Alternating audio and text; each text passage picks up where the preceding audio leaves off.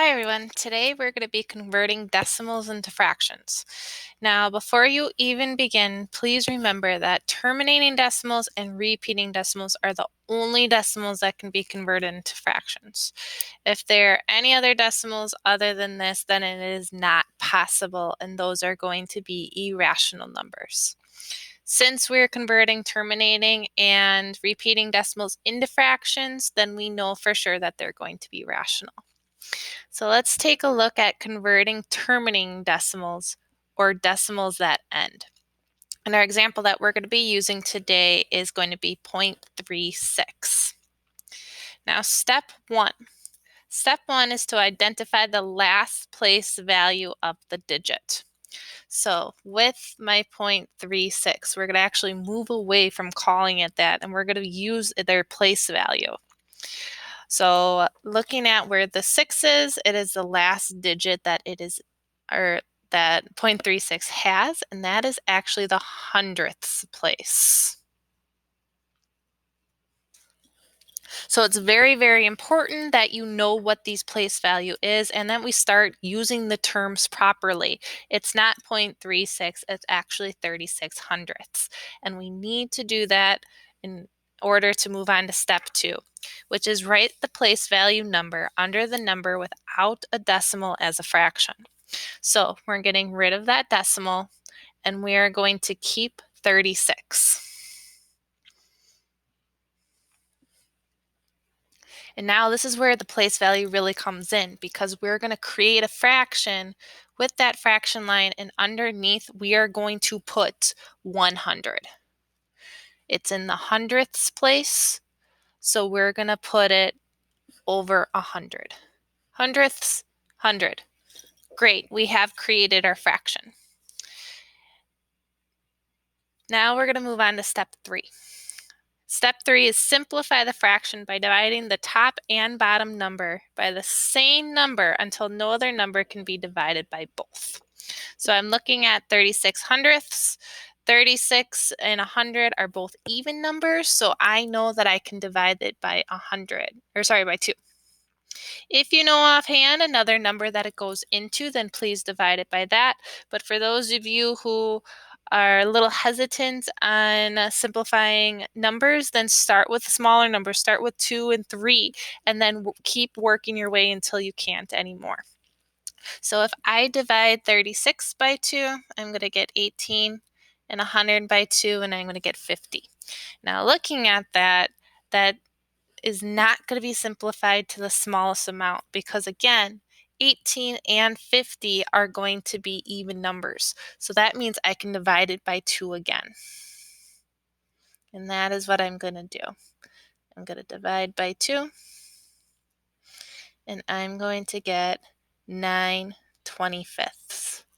And 9/25 is going to be our answer. I can't divide 9 and 25 by the same number, so I've simplified all the way. If you see, I also could have divided 36 hundredths by 4, and that would get me the same answer. No matter what method you use, 9/25 will be your answer, and that is how you convert terminating decimals into fractions. For those of you who need a reminder, here is a great thing to make sure that you have in your notebook, especially if you struggle with place values after the decimal place. So in that first place value, it is the tenths. Second place value is the hundredths, thousandths, 10,000ths, 100,000ths, millionths, 10 millionths, and 100 millionths.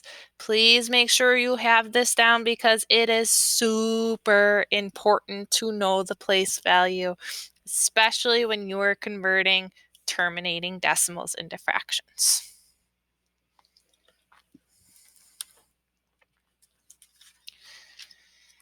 Now let's take a look at converting repeating decimals into fractions.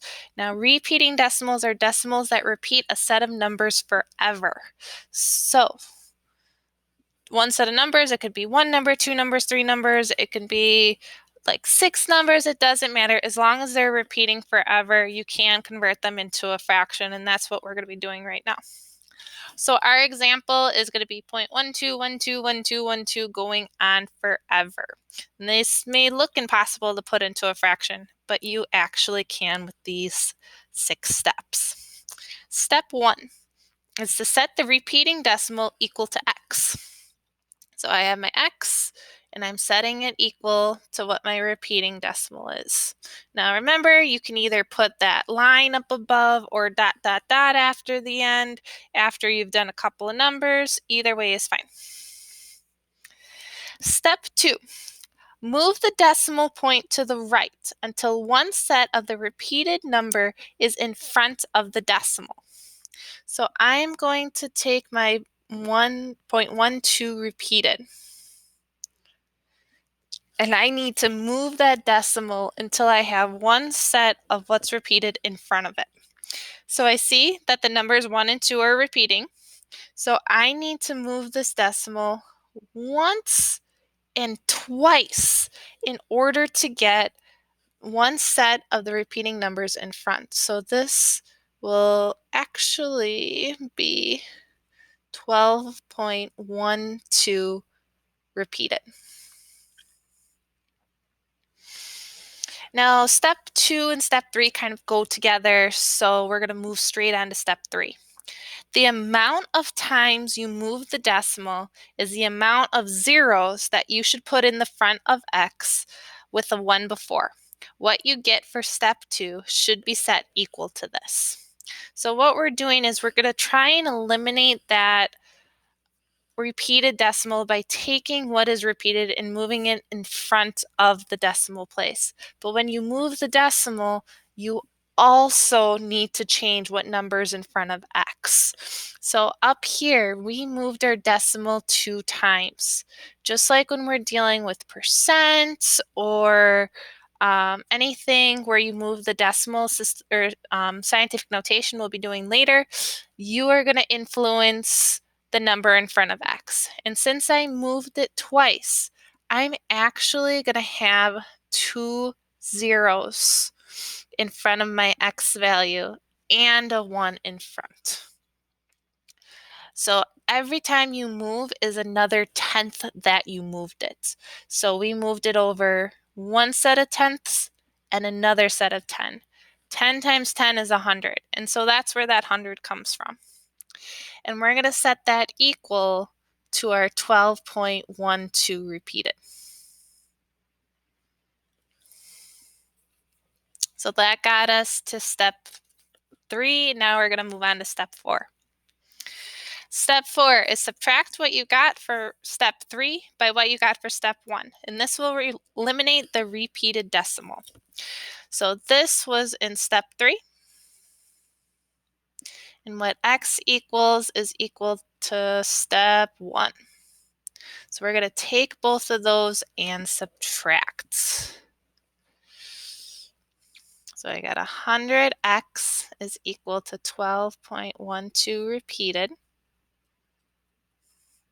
We're going to subtract that from what x equals, which is 0.12 repeated.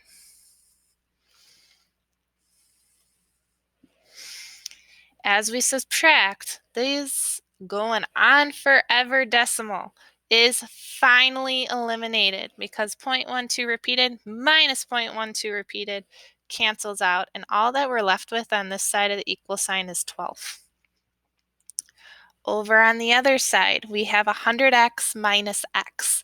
Theoretically, there's actually a 1 there, but even though we don't see it, we need to count it, and 100 minus 1 is going to be 99, and we want to make sure we include the x along with it. Almost there. Moving on to step 5. Solve for x by dividing the number next to the x on both sides of the equal sign. So this is a one-step problem. We're going to divide 99 on both sides, We have x is equal to 12/99. Yay, we have it as a fraction, but we're not quite done yet because we always need to simplify, and that is our step 6. Simplify the fraction if you can. Sometimes you can't. So 12/99, I can't divide it by 2. 99 isn't an even number, but I can divide both of them by 3. 12 divided by 3 is 4, and 99 divided by 3 is going to be 33. And you have your answer. You can always make sure you check it in your calculator. If you put in the fraction 4 divided by 33, you should get 0.12 repeated, or using whatever decimal you have, whatever fraction you get, make sure you check it. It looks like a lot of work, but you definitely can do it, so good luck.